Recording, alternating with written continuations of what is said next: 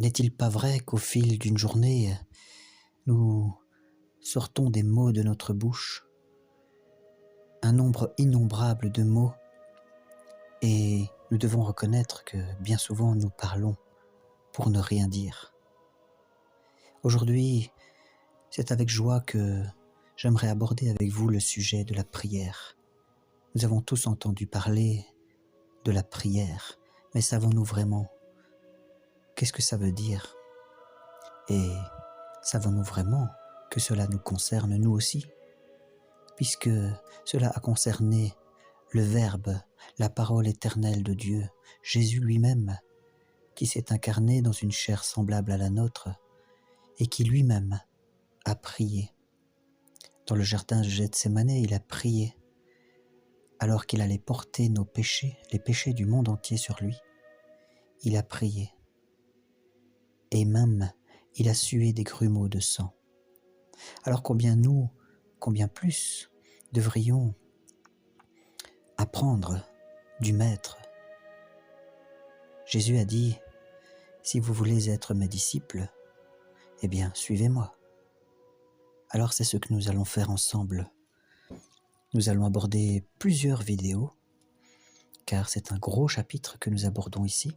C'est la quatrième partie du catéchisme du Concile de Trente, et elle prend plusieurs dizaines de pages. Mais je vais me faire un plaisir de vous les partager en lecture simple. Et sans plus attendre, je commence donc. Nous abordons de la prière en général. C'est une introduction. L'un des devoirs les plus sacrés du ministère pastoral, c'est-à-dire que le prêtre a envers ses brebis, eh bien l'un des plus indispensables au salut du peuple, c'est à coup sûr l'enseignement de la prière chrétienne. Si un prêtre pieux et zélé ne met pas tous ses soins à en instruire les fidèles, beaucoup d'entre eux n'en connaîtront jamais la nature et l'importance.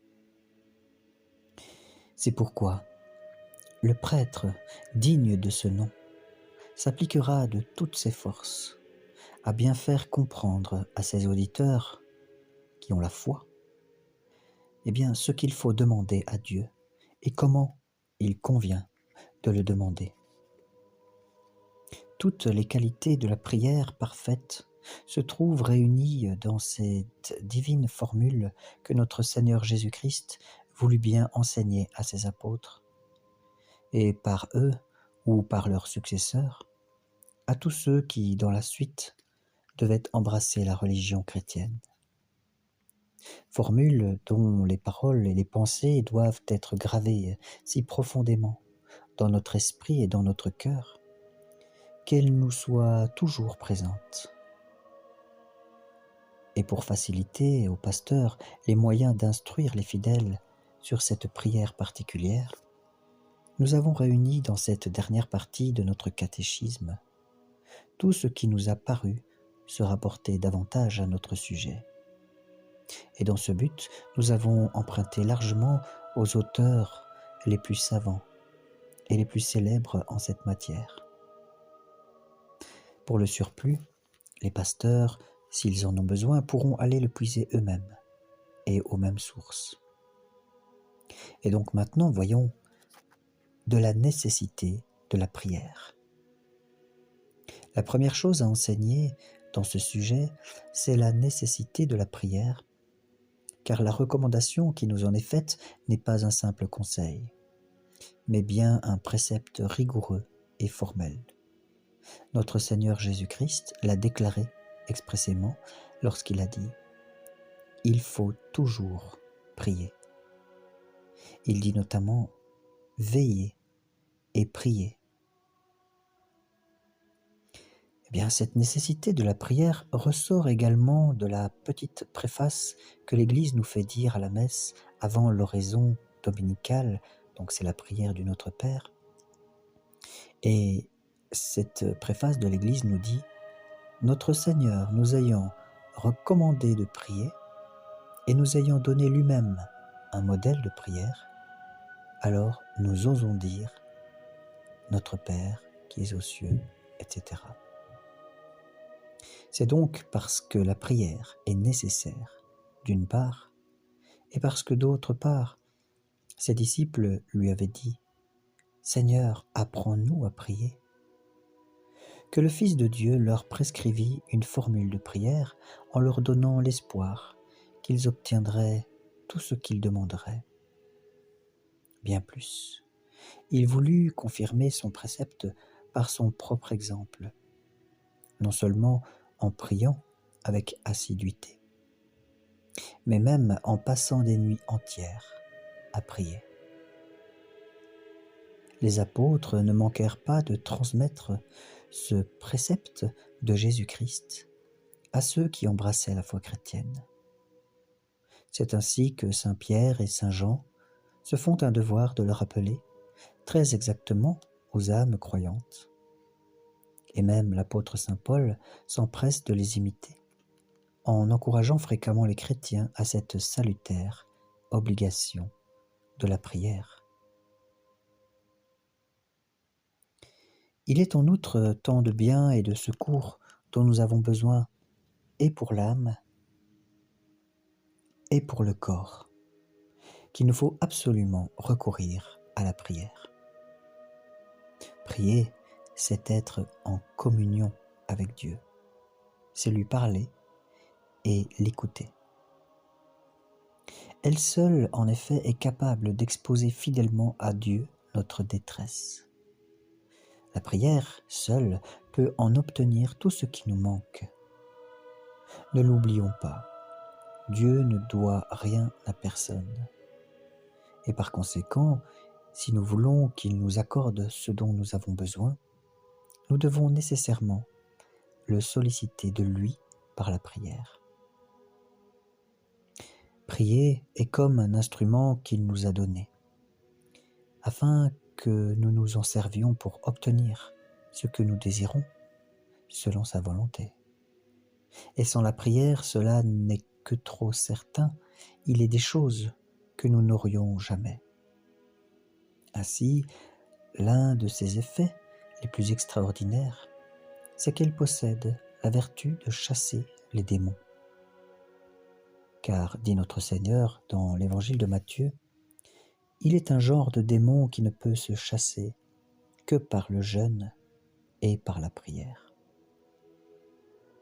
C'est donc se priver d'un grand nombre de faveurs particulières que de négliger ce pieux exercice de la prière et de n'en pas prendre l'habitude, de ne pas s'en acquitter avec tout le soin qu'il mérite. Pour obtenir, au contraire, ce que l'on demande, il ne faut pas seulement une prière convenable, mais il faut une prière persévérante. Comme le dit très bien saint Jérôme, il est écrit « On donne à quiconque demande. Si donc on ne vous donne pas, c'est que vous ne demandez pas. Demandez donc et vous recevrez. » Donc saint Jérôme reprend cette parole de saint Jacques. Voyons maintenant l'utilité et les fruits de la prière. Si la prière est nécessaire, elle est aussi extrêmement utile. Ses fruits dans notre vie, dans nos cœurs, sont très agréables et très abondants. Les prêtres, lorsqu'ils enseigneront les fidèles, en trouveront le détail dans les saints-pères, les pères de l'Église, lorsqu'ils auront à les expliquer. Et pour nous, nous nous sommes bornés à en choisir quelques-uns qui nous ont paru convenir aux besoins des temps présents. Le premier fruit que nous retirons de la prière, c'est que notre prière honore Dieu, car elle est un acte de religion que les saintes lettres, les Écritures, comparent à un parfum. Il est dit dans le prophète, dans le psaume 140, que ma prière s'élève vers vous comme la fumée de l'encens. Nous avons vu que le premier fruit que nous retirons de la prière, c'est que notre prière honore Dieu car elle est un acte de religion que les saintes lettres comparent à un parfum. Lorsque David, dans le psaume, écrit « Que ma prière s'élève vers vous, ô Seigneur, comme la fumée de l'encens ». Cette parole se trouve dans le psaume 140. Et donc, en priant, nous reconnaissons que nous dépendons de Dieu. Nous confessons et nous proclamons qu'il est l'auteur de tout ce qui existe, et nous n'espérons qu'en lui, et nous le regardons comme le seul refuge et l'unique soutien de notre existence présente et de notre vie future. Du reste, ce fruit de la prière est clairement marqué dans ces paroles, dans le psaume 19. « Invoquez-moi au jour de la tribulation, je vous en tirerai et vous m'honorerez, dit le Seigneur. » Un second fruit de la prière, donc un bénéfice que nous avons de prier, c'est un fruit infiniment avantageux et consolant, et qu'on en retire lorsque Dieu l'exauce. C'est qu'elle ouvre le ciel dont elle est la clé. Selon saint Augustin, lorsqu'il écrit « La prière monte et la miséricorde divine descend. Si basse que soit la terre, si élevé que soit le ciel, Dieu entend néanmoins la parole de l'homme. » Fin de citation. La prière est d'une vertu et d'une utilité si grande que par elle nous obtenons la plénitude des dons célestes. C'est à cause de nos prières que Dieu nous donne l'Esprit Saint pour guide et pour appui. Par elle encore, nous conservons la pureté de notre foi. Nous écartons les dangers, nous évitons les peines, nous sommes protégés de Dieu dans la tentation. Et en persévérant dans la prière contre le démon, nous triomphons de lui, car il finit par ne plus venir nous embêter. En un mot, la prière est la source des joies les plus pures. C'est pourquoi notre Seigneur disait « Demandez et vous recevrez, afin que votre joie soit parfaite. » Il dit cette parole dans le 16e chapitre de l'Évangile de Jean. D'ailleurs, il n'est pas possible de douter un seul instant que Dieu, dans sa bonté, ne réponde et ne se rende à l'appel de la prière. Nous en trouvons la preuve en plusieurs endroits de nos saints livres, les Écritures saintes. Et comme ces textes sont sous la main de tous, nous nous borderons à citer les paroles suivantes du prophète Ésaïe, qui écrit « Alors vous invoquerez, dit-il, et le Seigneur vous exaucera. Vous crierez, et le Seigneur dira, me voici. » Et ailleurs, il est aussi écrit « Avant qu'ils ne crient, je les entendrai. Ils parleront encore que déjà je les aurai exaucés. » Quant aux exemples de ceux qui ont obtenu de Dieu ce qu'ils demandaient, ils sont si nombreux et si connus que nous n'avons pas besoin de les rapporter ici. Il arrive quelquefois cependant que nous n'obtenons pas de Dieu ce que nous lui demandons, c'est vrai. Mais Dieu n'en veut pas moins notre bien. Ou il nous accorde des grâces plus grandes et plus précieuses que celles que nous demandons, ou l'objet de notre prière n'est ni nécessaire, ni utile, ou peut-être même, si Dieu nous l'avait accordé, il nous serait devenu funeste et nuisible. Car comme le dit encore saint Augustin, il y a des choses que Dieu refuse dans sa bonté et qu'il accorde dans sa colère. D'autres fois aussi, notre prière est si tiède et si nonchalante que nous ne pensons pas même à ce que nous disons. Cependant, la prière est l'élévation de notre âme vers Dieu. Mais si, en priant, Notre esprit, qui devrait ne s'occuper que de Dieu, s'égare sur toutes sortes d'objets, et si l'on débite sans attention, sans piété, presque au hasard, les formules qu'on récite, comment donner le nom de prière chrétienne à ce vain bruit des paroles? Est-il étonnant, dès lors, que Dieu se montre insensible à nos désirs, puisque par notre négligence et notre indifférence même, nous semblons prouver que nous ne tenons pas du tout à ce que nous demandons, ou bien que nous sollicitons des choses qui nous seraient nuisibles? Au contraire, quand on prie avec attention et ferveur, on obtient de Dieu beaucoup plus qu'on ne demande. Saint Paul nous l'atteste dans son épître aux Éphésiens, la lettre. Nous en avons la preuve également dans la parabole de l'enfant prodigue. Ce malheureux jeune homme se serait cru très bien traité, si seulement son père avait voulu l'admettre au rang de mercenaire. Quelquefois même Dieu met le comble à ses faveurs, en nous accordant ses dons non seulement en abondance, mais encore avec promptitude, non seulement sur notre demande, mais sur un simple désir de notre part.